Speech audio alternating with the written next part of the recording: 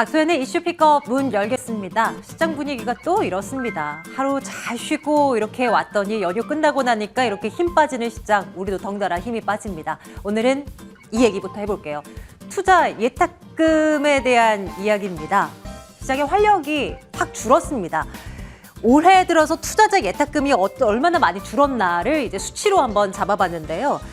1월만 하더라도 70조 원이 넘었었던 투자자 예탁금입니다. 투자자 예탁금은 우리 개인 투자자들이 주식을 하기 위해서 증권사에다 돈 넣은 거, 혹은 이제 주식을 팔고 거기에 이제 남아있는 돈, 뭐 이런 것들을 이제 다 합한 그런 금이라고 할 수가 있는데요. 돈이라고 할 수 있는데, 앞으로 주식을 살 것이다, 이게 살 수 있는 돈이다라는 의미에서 이 돈이 줄어든다는 것은 그만큼 증시의 활력도가 이제 떨어진다라는 것을 의미할 겁니다.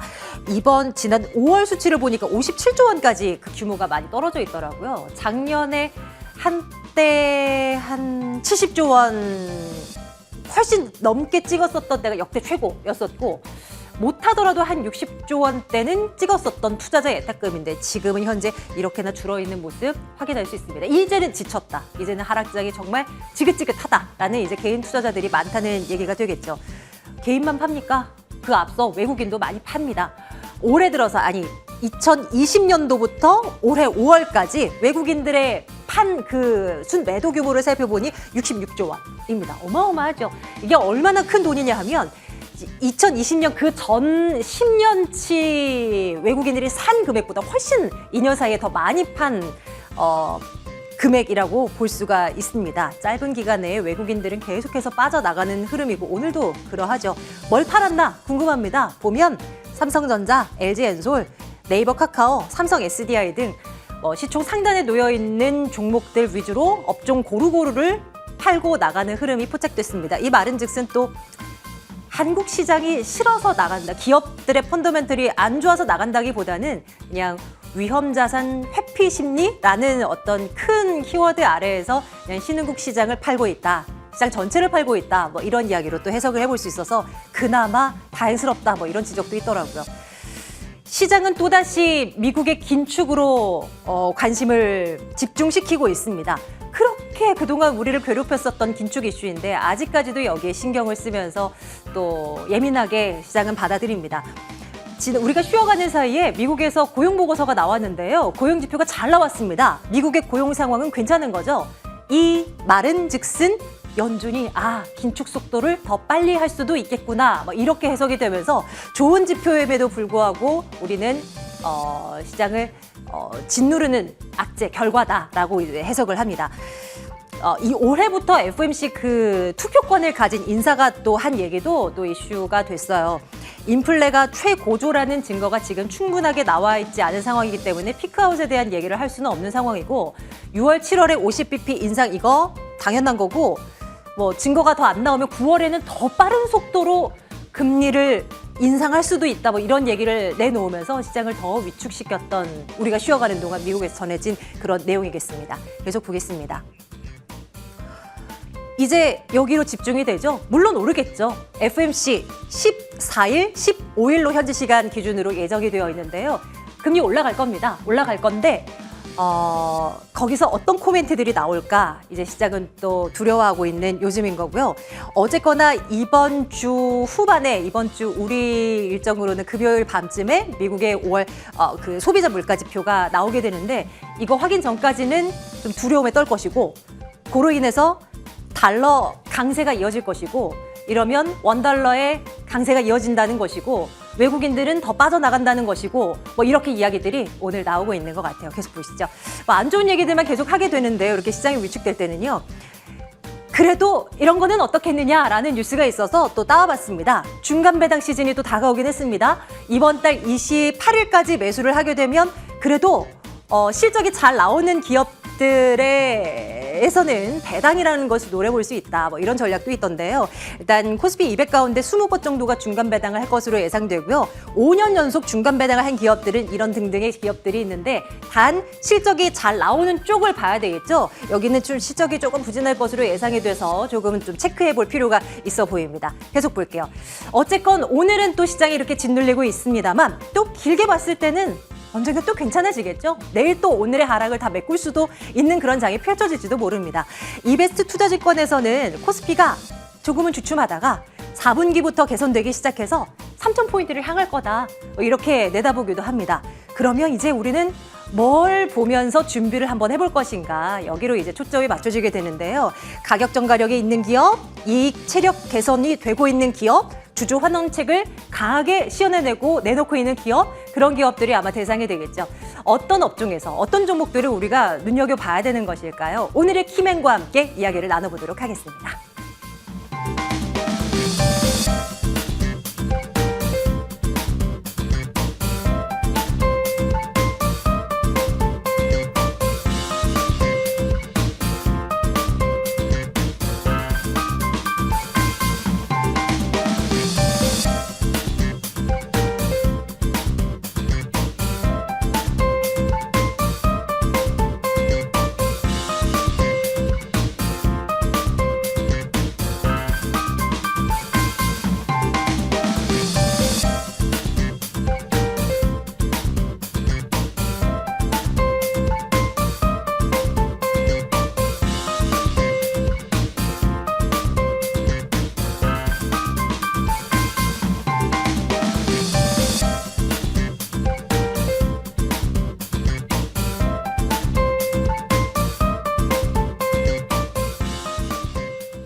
답답한 시작입니다. 이런 가운데 이분의 이야기를 들으면 좀 속이 시원해질 수 있을까요? 오늘도 KB증권 프라임센터 투자 콘텐츠팀 민재기 팀장과 함께하는 시간 마련해두고 있습니다. 팀장님 어서 오세요. 네, 안녕하세요. 네. 네. 아, 지겹습니다. 진짜 시장이 하루 올랐다가 네, 하루 네. 이렇게 빠졌다가 뭐 계속 올라가는 거 힘들다는 건 아는데 이렇게 밀릴 때마다 속은 좀 상해요. 시장은 네. 오늘은 어떻게 평가를 해주시겠어요? 네, 사실 뭐 가격 조정이 아니라 좀 기간 조정이면 좋겠는데 네. 이렇게 가격 조정을 받을 때마다 이제 조금 힘들긴 한데요. 그래도 우리가 이제 중심을 좀 잘 잡고 대응을 좀 해봐야 될 것 같습니다. 일단 제가 개인적으로 이제 시장에 그러면 이렇게 주가가 빠질 때 네. 뭔가 새로운 우리가 모르는 악재라든지 위험이 새롭게 생겼나 네. 이런 부분들을 이제 체크를 하는데요. 하나 체크하고. 네네. 네. 그와 관련해서는 아직까지 특별한 움직임이 없다라는 말씀을 좀 드릴 수 있을 것 같아요. 그래서 대표적으로 제가 지난번 시간에도 제가 개인적으로 위험을 판단할 때 사용하는 이제 하일드 지표, 하일드 스프레드라는 것을 말씀을 드렸는데 네.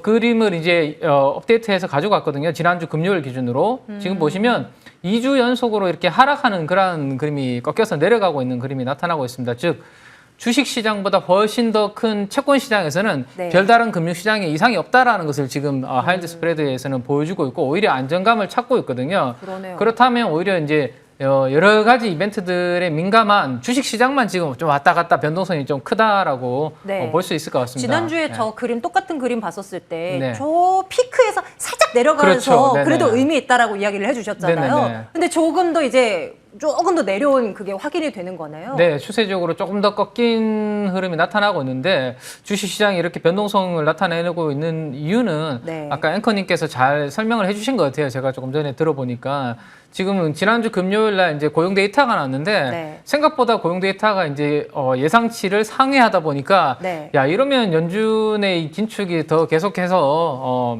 나타나는 거 아니야라는 이러한 부분 때문에 주식시장만 지금 변동성이 네. 좀 나타났다라고 보시면 될 것 같고요. 물론 그 흐름에 따라서 미국의 국채금리 2년물, 10년물 다 오늘 새벽에 다 이제 좀 올라가는 그런 그림이 나타나고 있거든요. 그래서 아마도 이러한 이제 국채금리의 상승, 그래서 이제 좀 성장주들의 하락, 이런 부분들이 오늘 우리나라 증시에 전반적인 좀 영향을 주고 있다라고 보셔야 될 것 같고요. 어쨌든 국채금리가 올라가니까 이제 달러 인덱스도 강세를 보이고 있고 네. 오늘 우리나라 이제 달러 원 환율 다시 또 위로 튀고 있잖아요, 그죠? 튀고 있어요. 네, 이렇게 되면 당연히 외국인들 입장에서는 적어도 관망만 해주면 좋겠는데 양시장 모두 오늘 1,000억 이상 팔다 보니까 네. 시장 뭐 답답한 외국인 맞아요. 수급도 힘들다 보니까 그런 흐름이 나타나고 있는 것 같습니다. 일단은 우리가 이제 연준이 어쨌든 고용보다는 지금 물가에 더욱 집중하고 있는 그런 부분들이 있거든요. 그러면 주 후반에 우리가 아주 중요한 이제 물가 지표가 미국에서 CPI. 네, CPI가 나오죠, 그죠? 그래서 네. 그 흐름을 한번 봐야 되지 않을까 싶고 또 주중반에는 중국의 또 뭐 소비자 물가, 생산자 물가 이런 부분들도 또 발표가 되거든요. 그래서 주요 이벤트들이 그리고 지표들이 대기를 하고 있기 때문에 이번 주는 좀 차분하게 그 지표들을 확인할 필요가 있지 않을까라는 생각이고 어쨌든 시장의 관심은 지금 인플레가 피크아웃을 찍느냐 여부 여기에 이제 관심을 좀 많이 가지고 있습니다. 그래서 혹시라도 지금 예상치가 보니까 컨센서스가 한 8.3% 나오더라고요. 네. 그거보다 살짝만 좀 낮게 나온다고 하더라도 7자만 네. 보여주면 더 좋겠는데 7 가능하겠어요? 7 나와줄지 모르겠지만 네, 어쨌든 예상치 부합 정도만 해줘도 제가 네. 봤을 때는 투자 심리 개선에는 좀 긍정적인 작용을 하지 않을까 싶고요. 또 하나 오늘 아시아 증시 쭉 흐름을 보면 네. 우리나라만 유독 지금 약한 그림을 좀 보여주고 맞아요. 있거든요. 네. 네. 일본도 강하고 한데 그래서 제가 이제 수급적인 부분을 좀 가지고 왔는데 우리 국내 증시가 좀 움직임을 나타내려고 하고 또 이제 수익 종목별로 장세가 좀 나타나려면 적어도 투신이라든지 사모펀드와 같은 이러한 이제 기관들 쪽에서 네. 매도는 적어도 안 나와야 되는데요. 제가 이제 사모펀드와 투신의 순매수 대금을 일별로 쭉 가지고 왔는데 네네. 지금 밑으로 그래프가 길어진다라는 것은 팔고 파는 있다? 거고 위쪽으로 그래프가 올라가는 것은 사는 건데요. 네. 대부분 지금 보시면 밑에 방향으로 그러네요. 세로 막대 그래프가 그려지고 있죠. 그래서 이 부분이 부담을 주고 있고 오늘도 사모펀드에서 코스닥에서 200억 넘게 지금 매도가 일간으로 지금 나오고 있거든요. 투신도 100억 이상 나오고 있고 그래서 이제 누적으로 한번 보시면 연초 이후에 사모펀드와 투신에서 계속 저렇게 비중을 줄여가는 그림이 나타나고 있습니다. 그래서 일단은 기관들 쪽에서도 사모펀드와 투신에서 좀 순매도 중단 여부가 좀 나타나야지만 네. 종목 장세에 좀 기대해 볼 수 있을 거고 특히나 지난주 후반부터 약간의 IT 쪽에서 노이즈가 발생한 섹터, IT 하드웨어, 반도체 기판 쪽에서 지금 매도가 계속 나오고 있는데 여기에서 좀 매도가 일단락 되어야지만 코스닥이 좀 중심을 잡지 않을까라는 네. 생각입니다. 네, 기관의 수급도 잘 봐야 하고 또 이제 대외적으로는 이번 주 중에 나올 미국의 물가 지표 결과도 잘 봐야 하고. 자, 그런데요, 팀장님 이제 생각을 해보면 지난 고용 보고서 이제 잘 나온 것도 만약 그게 안 좋게 나왔어. 그러면 경기 침체 얘기 안 했겠어요? 또안 그러면서 좋다고? 또 안 좋다고 또 안 좋다고 밀려나고. 네. 그러니까 요즘에는 지표가 뭐 좋게 나오건 안 좋게 나오건 상관없이 그냥 귀에 걸면 귀걸이, 코에 걸면 코걸이 형식으로 저희가 해석을 하게 되는 것 같아가지고 네네. 방향성을 예측하는 게 참 힘들어요. 그냥 뭐 한동안 있었었던 단기 뭐 베어마켓 랠리 뭐 이런 거 그냥 접을까요? 어떻게 봐야 돼요? 사실 이제 시장의 에너지가 약할 때 이러한 경향이 나타나게 되는데 네. 호재에는 좀 둔감하게 작용을 네. 하고 네. 오히려 악재에는 상당히 민감하게 반응하는 그러한 시장인 것 같아요. 방금 말씀드린 것처럼 시장이 좋을 때는 뭐든지 나와도 다 또 호재로 받아들여서 맞아요. 해석을 하는데 네. 시장이 안 좋을 때는 어떤 지표가 나오든지 또 안 좋게 해석하고 모든 언론에서 헤드라인에서는 또 안 좋게 그걸 네. 또 풀게 되거든요. 그래서 그런 부분들이 그만큼 시장이 좀 약하다라는 생각이 들고 대표적으로 지난주에 사실 뭐 모건 스탠리에서 우리 일본의 반도체 기판 회사들한테 부정적인 의견을 제시했는데 우리나라 관련주들이 훨씬 더 처음 빠지고 달아서. 있습니다. 네. 네, 일본의 네. 기업들은 잘 버티고 있거든요. 그래서 그 부분이 우리나라 시장이 네. 일단 아직까지는 체력이 상대적으로 좀 많이 약하지 않나라는 생각이네요. 하지만 그 가운데서도 또 괜찮은 쪽은 분명히 있을 거니까 네. 저희 이제 키맨의 답이 필요한 겁니다. 오늘은 전선 전력 기기 쪽 그리고 의류 쪽에서 투자 아이디어를 가지고 오셨다 들었는데요. 전선 전력 기기 이쪽 이야기부터 한번 풀어볼까요? 네, 일단은 지금 전반적으로 러시아 우크라이나 사태로 인해서 에너지 관련해서 뭔가 많은 패러다임의 변화가 지금 나타나고 있죠. 그래서 그 부분에 이제 변화가 중장기적으로 나타날 수 있는 변화인데 일단 우리 가까운 곳에서 한번 생각을 해보면 네. 지금 5년 후에 우리 가장 많이 다니고 있는 자동차를 생각을 해보면 내연기관차보다는 전기차가 확실히 좀 더 5년 많은 비중을 뒤쯤은. 차지하고 네, 네. 길거리를 돌아다니게 될 겁니다. 그죠? 또 하나가 이제 또 신재생 에너지가 갑자기 지금 부각이 막 되고 있죠. 그렇죠. 네, 러시아 우크라이나 사태 때문에 유럽이 네. 러시아한테 의존도를 낮추기 위해서 빨리 뭔가 에너지 전환을 하려고 하니까 LNG 아니면 신재생 맞아요. 이러다 보니까 이제 신재생이 다시 또 오늘도 태양광 진짜 네네 나왔고요. 발전 원천의 이제 점진적인 전환도가 가장 확실한 변화 중에 하나가 신재생 에너지 쪽에 되지 않을까라는 생각을 좀 하고 있는 것 같아요. 그래서 전기차 그다음에 신재생 에너지 이 두 가지 변화의 공통적인 교집합을 가지고 있는 쪽이 전선 전력기기 쪽이다라고 생각을 좀 하시면 될 것 같아요. 그래서 많은 분들이 지금 태양광 관련주, 뭐 네. 또 풍력 관련주, 그다음에 네. 2차 전지 관련주 쪽만 보고 계시죠. 맞아요, 보고 있지만 맞아요. 그쪽이 되려면 전선과 전력 인프라가 같이 만들어줘야지만 그쪽이 네. 성장할 수 있거든요. 네. 그래서 그쪽으로 오히려 지금은 한번 주목을 계속 해봐야 되지 그러네요. 않을까. 저 단순하게 정말 네. 태양광 관련주 살까? 풍력 관련주 살까? 네, 이런 네, 것만 네. 생각을 했죠. 네. 진짜 그래서 우리 키맨이 필요한 겁니다. 우리 민 팀장님의 도움이 이래서 필요합니다. 그래서 조금 더 들어가 볼게요. 네, 일단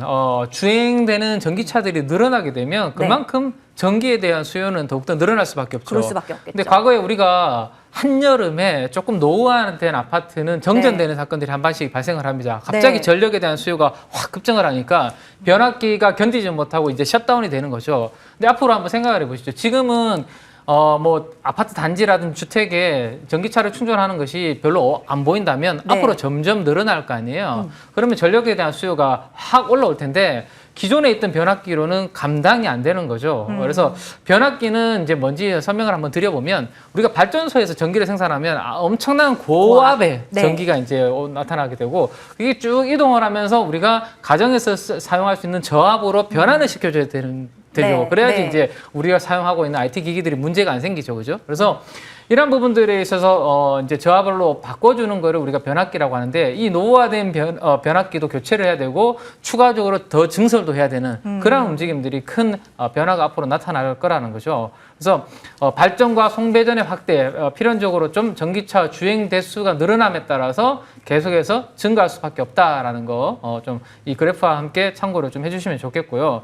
또 하나가 이제 그 태양광과 풍력 쪽에 이제 발전이 늘어나면 예를 들어서입니다. 해상에서 우리가 해상 풍력을 지으면 네. 전기를 거기서 생산하는 것을 육상 쪽으로 끌어와야 될 거 아니에요. 그렇죠. 그러면 이제 그와 관련해서 이제 해양 케이블이라든지 전력 케이블도 다 깔아야 되거든요. 그래서 신재생 에너지가 발전이 늘어나면 새로운 송배전의 인프라 구축은 또 필연적으로 따라와 줘야 됩니다. 근데 2019년도까지 전 세계적으로 송배전망의 투자비는 좀 감소하는 그림을 보여왔기 때문에 앞으로 이 부분이 바닥을 찍고 턴을 할 가능성을 좀 염두를 해두시면 좋지 않을까라는 생각입니다. 그래서 전기차 신재생 에너지 쪽 공통 분모는 송배전 쪽이다. 그 중에서도 좀 핵심 요소가 전선과 네. 전력 기기 쪽이 된다라는 거 참고를 하시면 좋을 것 같습니다. 좋아요. 민 팀장님의 아이디어를 쭉 흐름대로 이제 쫓아와 봤는데 그래서 그거 다 하는 업체가 어딘데? 라고 이제 물으시겠죠. 어딥니까?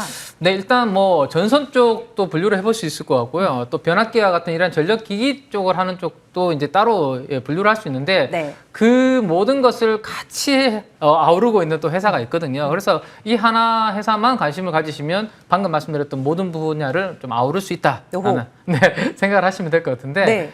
LS라는 LS. 이제 LS 그룹의 지주 회사입니다. 네. 네. 그래서 이 LS 그룹의 지주 회사의 이제 그 계열사들 흐름을 한번 보시면 좋을 것 같은데요. 가장 왼쪽에 제가 빨간색으로 동그라미를 칠해놓은 부분이 LS 전선입니다. 이제 북미와 유럽에도 이제 이 LS 전선 진출해가지고 네. 지금 사업을 하고 있는데 그쪽에서 지금 여러 가지 신재생 에너지 쪽에 투자가 강화되고 있고 거기에 따른 인프라를 구축해야 되기 때문에 수혜를 좀 볼 수 있을 것 같고 그래서 LS 전선의 최근에 1분기까지 수주 잔고는 계속 증가하고 있다라는 거 참고하시면 될 것 같고요. 그 아래쪽에 보시면 해외 쪽에 또 아시아 쪽, 국내, 베트남, 인도 쪽에 전선 자회사를 손자 회사로 또 보유를 하고 있어요. 가온전선, JS전선 뭐 이런 기업들도 손자 회사로 보유를 하고 있기 때문에 또 아시아 쪽의 인프라망 구축에도 수혜를 볼 수 있다. 라는 생각하시면 될 것 같습니다. 네. 자, 그 오른쪽으로 보시면 LS 일렉트릭이라는 회사를 또 자회사로 보유를 하고 있는데요. 이 LS 일렉트릭이 별도로 상장이 되어 있어서 거래는 되고 있습니다. 되고 있는데 국내 전력기기 빅3 업체 중에서 또 한 곳이다라고 생각하시면 될 것 같아요. 그러면 뭐 방금 말씀드렸던 변압기라든지 이러한 송배전 시스템에 대해서 수요가 늘어난다. 그러면 LS 일렉트릭이 수혜를 볼 수 있기 때문에 또 자회사로 가지고 있는 LS가 또 같이 또 수혜를 볼 수 있다. 뭐 이런 부분까지 생각하시면 되고 오른쪽에 보시면 LS 엠트론이라는 회사가 보이실 거예요. 네. LS 엠트론은 얼마 전까지만 하더라도 시장에서 농기계 관련주들이 좀 강하게 움직였었습니다. 대동, 뭐 TYM, 네. 근데 LS 엠트론도 농기계 관련해서도 수출을 북미 쪽으로 많이 하고 있는 기업이거든요. 그래서 이런 이제 최근에 업황이 좋은 기업들을 골고루 자회사로 보유를 하고 있는데 PBR은 아직까지 0.5배 정도 수준에서 거래가 되고 있습니다. 물론 지주회사이기 때문에 자회사의 일부 디스카운트 요인을 감안하더라도 네.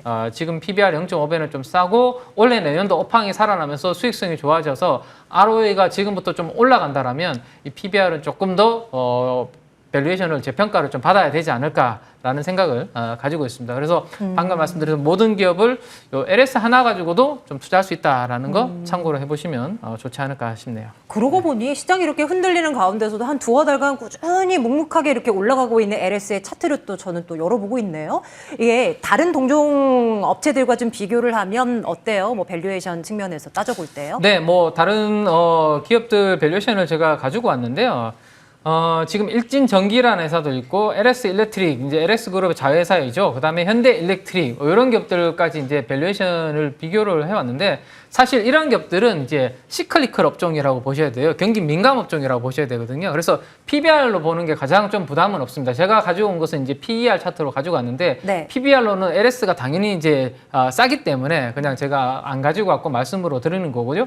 수익성 기준으로 보는 PER 기준으로도 LS가 가장 좀 싼 부분이 있습니다. 그래서 제 생각에 우리 시청자분들이 조금 가장 편안하게 부담 없이 한다라면 LS가 가장 좋은 선택지가 되지 않을까라는 네. 생각이 있고 기타 뭐 일진전기라든지 LS 일렉트릭 이런 정보들도 관심 있게 보시는 것도 좋을 것 같습니다. 네, 신재생 에너지 그리고 전기차의 공통 분모 속에서 우리는 이쪽을 들여다봅니다. LS 첫 번째 종목으로 저희가 또 리스트업 한번 해보고요. 다음으로 가보죠. 의류주에 대한 관심도 한번 가져보자라는 아이디어를 이제 가지고 오셨는데요. 어떤 아이디어인 거예요?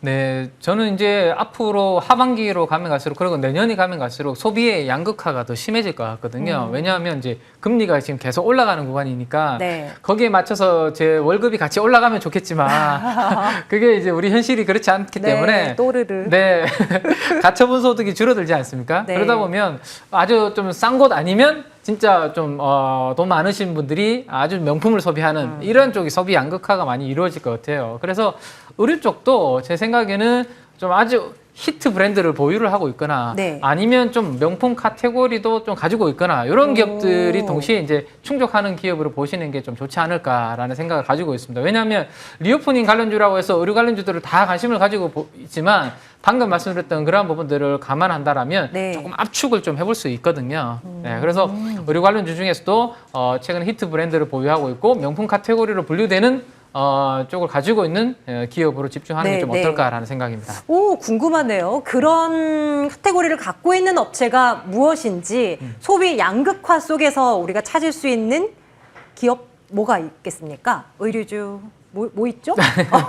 네. 보통 이제 신세계 인터내셔널을 많은 분들이 생각을 네, 하시는데요. 네. 그것도 이제 해외 유명 수입 브랜드를 가지고 와서 팔기 때문에 그런 부분이 있는데 SJ그룹이라고 조금 낯선 기업이 있습니다. SJ그룹? 네, SJ그룹이라고 사실 2008년도에 설립된 이제 글로벌 패션 브랜드 전문 기업인데요. 아직까지 시가총액이 그렇게 크지 않기 때문에 많은 분들이 잘 모르실 수 있는데요. 와, 의류주를 그렇게 많이 봤는데 네, 이게 진짜 네. 생소하네요. 네. 그 혹시 이제 거리에 이렇게 다니시다 보면 이 캥거루 이렇게 모양이 그려져 있는 책가방이라든지 알죠. 네, 모자 예. 이런 부분들 아마 보셨을 거예요. 이게 예. 칸골이라는 네, 브랜드를 네. 가지고 대학교 있습니다. 때도 많은 친구들 다 저거 하고 네, 다녔어요. 네. 모자 유행했었어요. 요즘에는 초등학교 아주 이제 어린 친구들도 네, 책가방 많이 네, 메고 책가방. 다니더라고요. 그래서 그쵸? 저희 애기들도 보면 남자 학생들이 3명이 걸어가고 있는데 칸골 가방 3개 나란히 메고 가고 있는 게 진짜 지금 히트템인 거예요? 네네 학교에서 어. 그런 진풍경이 벌어지고 있다는 거죠. 네. 그래서 칸골 키즈 그러니까 이제 유아동 쪽 브랜드도 최근에 괜찮게 되고 있고요. 좀 이제 청소년들, 대학생들까지의 이런 칸골 브랜드도 괜찮은 그런 분위기가 나타나고 있습니다. 저도 지하철에서 많이 보고 있는데 목격을 많이 하고 있거든요. 오. 젊은 분들이 많이 하고 계시더라고요. 그리고 또 하나 주목해볼 만한 게 지금 이제 봄이 지나고 이제 초여름으로 이제 접어들면 우리가 네. 햇살이 되게 따갑게 되잖아요. 네. 그러면 모자를 이제 모자. 구입할 생각을 하시는데 그 헬렌 카민스키라는 이제 해외 이게 SJ그룹의 네네. 브랜드예요. 브랜드를 이제 수입해서 판매를 하고 있습니다. 네. 과거에 판매를 연인이라는 드라마 기억하시는 분들은 아마 아실 텐데 여주인공이 네. 쓰고 있는 그 모자 아마 많이 떠올리실 저도 요즘에 거예요. 여기 모자 하나가 사볼까 말까봐 고민하고 있었던 찰나였어요. 네네. 그래서 1분기 실적도 상대적으로 이제 다른 네. 의류주들 대비해서 영업이익이 전년 동기 대비해서 50% 정도, 46% 정도 호실적을 기록을 했고요. 조금 전에 말씀드렸던 칸공 키즈, 헬렌 카민스키 뭐 이런 부분들이 전 브랜드가 골고루 성장하고 있기 때문에 주목을 좀 해보셔도 괜찮지 않을까라는 네. 생각입니다. 지금 시장에서는 이제 증권사 컨센서스는 영업이익은 한 300억대 정도로 예상을 하고 있거든요. 네. 근데 지금 시가총액이 2,500억 언더 정도를 기록을 하고 있습니다. 오늘 기준으로. 그러면 영업이익 기준으로 시가총액은 한 퍼로 한 7배, 뭐 7.5배 정도 수준으로 생각하시면 될 것 같아요. 그러면 제가 봤을 때는 뭐 그렇게 비싸다라는 느낌은 안 되거든요. 왜냐하면 성장률 자체가 지금 최근에 잘 나오고 있고 2분기에 이 성수기를 감안하면 아마 2분기 실적도 호전 기대감이 있을 것 같아요. 그래서 하반기에 신규 브랜드 론칭 기대감까지 감안하면 리오프닝 관련주 중에서 의류 관련주 중에서는 한번 네. SJ그룹을 한번 주목해 보시고 공부해 보시는 거 괜찮지 않을까 생각이 네. 듭니다. 칸골이라는 브랜드가 이제 우리 초등학생들의 어떤 머스트헤브 아이템이 되었다면 헬린 카민스키 모자는 저희 또 주부님들의 네, 맞아요. 머스트헤브 아이템 모자인 거거든요. 놀이터에 가면. 네, 놀이터에 가면 모두가 쓰고 있는 그 모자가 바로 이것입니다. 실적이 잘 나오는 거 확인했고, 동종 업체 대비해서 이제 저평가되어 있는 기업이라면 눈여겨봐야죠. 우리 오늘 LS 그리고 SJ그룹 눈여겨보도록 하겠습니다. 오늘도 재미있는 이야기 또 풀어보았네요. KB증권 프라임센터 투자 콘텐츠팀 민재기 팀장과 함께했습니다. 고맙습니다.